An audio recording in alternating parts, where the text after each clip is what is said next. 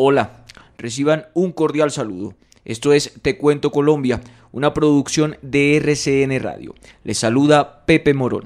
Comenzamos este avance informativo en Tuluá, Valle del Cauca, luego de una lamentable noche de violencia. Televidentes, y en ese mismo Consejo de Seguridad se hablará acerca de lo sucedido en la mañana de ayer domingo, cuando 3 personas aparecieron sin vida cerca del Jardín Botánico, zona rural del municipio de Tuluá. Hay luto en Tuluá, Valle del Cauca, tras el asesinato de un reconocido periodista. En zona rural del municipio también se registró el homicidio de 3 personas. El conflicto armado en Colombia es particularmente crítico en algunos territorios.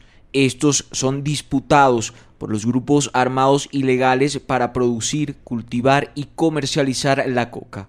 Una disputa que deja un camino lleno de muerte, desplazamiento y el terror de los que logran sobrevivir. Ahí es donde están los picaderos, vea, por esta línea de acá. Y estos de acá, cuando tiran los muertos acá, los muertos se van y caen allá a la playita. Que están llegando cabecillas acá en Colombia con doctrina mexicana, los mexicanos. Y ahí es donde empieza el choque por el control del microtráfico. Les dijeron que al otro día venían por ellas 2 a llevárselas y hoy están desplazadas. Para entender el porqué de la violencia en Tuluá, hay que conocer la realidad de sectores como el barrio San Francisco, lugar donde inicia este recorrido y donde algunos de sus habitantes contaron detalle a detalle cuál es su sangriento presente. San Francisco es el amor de nosotros porque fue donde hubo la reubicación de las familias víctimas del conflicto armado y de una población invasora. Alcanza a coger parte de la paz porque hicieron una invasión, pero eso se salió de las manos. Este barrio está construido en la margen derecha del río Tuluá. Sus casas tradicionales, pequeñas y muy parecidas entre sí, ahora se confunden con los ranchos de invasión que se están apoderando del sector. Y lo verdad es que de aquí hasta cierta parte, supuestamente es de toda la gente, pues de la incidencia esa, del porrón, de todo eso. Pero de una parte hacia la otra punta que va a salir a 3 esquinas, ya eso es de los rastrojos. Ya, mire, del toldo verde para allá es la invasión, porque las casas de nosotros nomás eran hasta este lado acá. Ahí es donde están los picaderos, vea, por esta línea de acá. Y estos de acá, cuando tiran los muertos acá, los muertos se van y caen allá a la playita. El principal problema de esta zona es la miseria, que sumado al olvido de la administración local y a la falta de educación, abrieron las puertas a males como el microtráfico, un negocio ilegal que ha traído consigo consecuencias aterradoras. Del funcionamiento de las denominadas ollas nos habló Pedro, ese no es su nombre, pero por temor pidió que así se le llamara. Este conoce muy bien cómo funciona el negocio en San Francisco. La olla, ¿por qué inicia? Porque hay una persona que tiene una línea allá en Putumayo, allá en Nariño, ya llegan acá a la ciudad. Llegan las rutas y llegan acá, se desprensan y se manda para diferentes barrios que ya posean las joyas. Pero ¿qué está pasando? Como ya hay mucha gente que está vendiendo, ya asciende que todas las joyas tienden a bajar, porque ya no es uno ni es que tiene control, sino que ya mucha gente. El control de este negocio es, según Pedro, una de las causas de las muertes constantes que se dan en este sector. Pedro las define como mensajes humanos, una estrategia en la que, según cuenta, están metidos algunos mexicanos que han llegado a comandar el negocio en barrios como este y la Santa Cruz. Que están llegando cabecillas acá en Colombia con doctrina mexicana, los mexicanos. Y ahí es donde empieza el choque por el control del microtráfico. Ejemplo, no es de este barrio, es un pelado de la invasión. ¿Qué hacen los mexicanos? Simplemente llegamos, lo cogemos y lo picamos, simbolizando que usted no se puede meter a este barrio. Y es que, según cuentan los vecinos de este barrio del llamado Corazón del Valle, es posible ver a uno que otro extranjero con acento mexicano y que llevan consigo radioteléfonos e incluso armas a la vista. Como se ve hasta este punto, el panorama es bastante preocupante, ya que los tulueños sienten que están abandonados entre la miseria, el miedo y la sangre. Y es que, ojo, el panorama no es solo crítico cuando se habla de microtráfico. Los grupos ilegales introducen sus tentáculos hasta en el mercado de los alimentos. Hay 3 productos que ellos manejan directamente el precio. Todos son de campesinos: el cilantro, la papa y la cebolla. Ellos son los que dicen cuánto vale y a quién hay que pagarles. Para hablar de este tema se llegó hasta la plaza de mercado de Tuluá, conocida como Galería, un lugar donde el miedo casi se puede tocar y los comerciantes han preferido irse para no ser asesinados.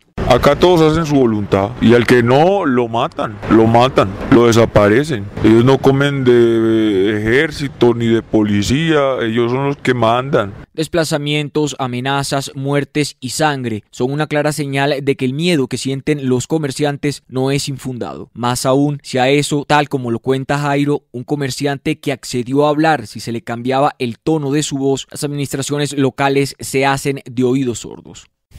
La administración municipal sabe. Nosotros hemos tenido reuniones con el secretario de gobierno, el mismo alcalde, han venido, pero no hacen nada. Ellos como que acá no está pasando nada, mira. En la plaza de mercado todos te miran con terror si les preguntas por la situación de orden público. Ya son comunes los comercios que se han ido cerrando, historias de campesinos que prefirieron malvender su local e irse a Cali u otras ciudades. Ante lo complejo del panorama, las autoridades han realizado algunos consejos de seguridad en los que, según se indica por la alcaldía, se están tomando medidas. Estamos acompañados de todos los organismos de control, de las fuerzas militares y de policía, analizando la evolución de la difícil situación de orden público y las estrategias para la defensa de la población. Al tráfico de drogas, las masacres, las casas de pique y la denominada mafia del cilantro, los habitantes de Tuluá aseguran es necesario sumarles la desidia del Estado, al que destacan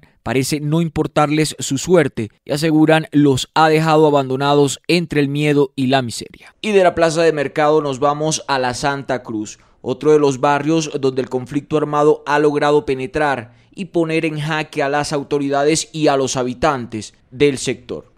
Uno de los puntos donde el reclutamiento forzoso de menores se da con mucha frecuencia y que también propicia el desplazamiento. Un lugar de casas a medio construir que colindan con viviendas improvisadas, hechas de caña brava, polisombra y tablas, donde se presentan casos como el de esta madre, quien pidió la llamáramos María y que vio cómo su familia se hizo pedazos solo porque a la banda de alias Porrón se le dio por reclutar a uno de sus hijos. Hay una organización allá y todo eso, una banda, ¿sí? Entonces ellos querían que trabajara para ellos, como el problema es que él les usó drogas, quisieron como que trabajara con ellos, y como él no quiso, entonces le habían dado una arma y él no quiso, él no quiso trabajar con ellos, entonces no sé qué pasaría con el arma, la botó, la quitó a la policía, no sé qué pasó con eso. María es consciente que su hijo tiene problemas con el consumo de drogas, pero también que no es un joven de armas, por eso, aunque le dieron un fusil, prefirió escapar. Desde entonces, los miembros de esa banda la persiguen. Entonces se fue y entonces ya me cayeron a mí que qué pasaba con el chino, que dónde estaba, que no llegaba, que se estaba huyendo porque era un raro. Tanto fue la presión que a uno por uno de los miembros de su casa les tocó irse, ya que para los delincuentes su hijo era un sapo. La idea de ellos es que dicen que él fue que los aventó, que lo tiró al agua, que yo no sé qué. María, junto a su madre, su otro hijo y su nuera, se fueron de Las Cruces, escapando de la muerte que todos los días le tocaba a la puerta. Un afán de supervivencia que incluso le ganó a la necesidad material, ya que pese a su difícil situación económica, se fue dejando todo atrás. No tengo nada. No he sacado nada de allá. Igual yo tenía la casa alquilada, pero de todas maneras no he podido traerme nada allá. Pues más que todo le pega uno el miedo, ¿no? Sí, y pues mi hijo ni sé dónde está en esos momentos. Sin embargo, este es un solo de muchos casos. Así lo contó Pedro, otra víctima de reclutamiento forzoso y quien desde su pequeño apartamento habló del caso de sus dos sobrinas. Les dijeron que al otro día venían por ellas dos a llevárselas. Hoy están desplazadas, les tocó que irse del municipio y este es su segundo desplazamiento. Su pequeña vivienda, que consta de 2 cuartos y un planchón en el que quieren seguir construyendo, está ubicada en la parte alta de La Cruz, uno de los puntos con mayor injerencia de las bandas criminales, donde la pobreza y las condiciones de miseria en las que le toca vivir hacen que muchas veces estos jóvenes no tengan otro camino que vincularse a estas bandas. Por lo menos así lo explica el líder social Ángel Eduardo Murillo, representante del Frente Nacional Afro en Colombia. O me vuelvo guerrillero o me vuelvo del Clan del Golfo o efectivamente me toca desplazarme, porque los jóvenes que digamos hoy terminan su bachillerato, otros no, si desayunan no almuerzan o si almuerzan no comen. tomen. Y efectivamente, si tienen la oportunidad de vincularse en un grupo armado y ganarse 1.500.000, de una u otra manera van a subsanar, pues se vinculan a esos grupos por una necesidad, por todo lo que le toca vivir y más en esos territorios. Y es que según este líder, los grupos armados que delinquen en Tuluá parecen tener cierta predilección por reclutar a los jóvenes afrodescendientes. Más que todo siempre reclutan los jóvenes y niñas de las comunidades negras, primero por la fortaleza y segundo por esa inocencia que se tiene, porque no hay un desarrollo como tal a nivel del Valle del Cauca y más aquí en el corazón del valle.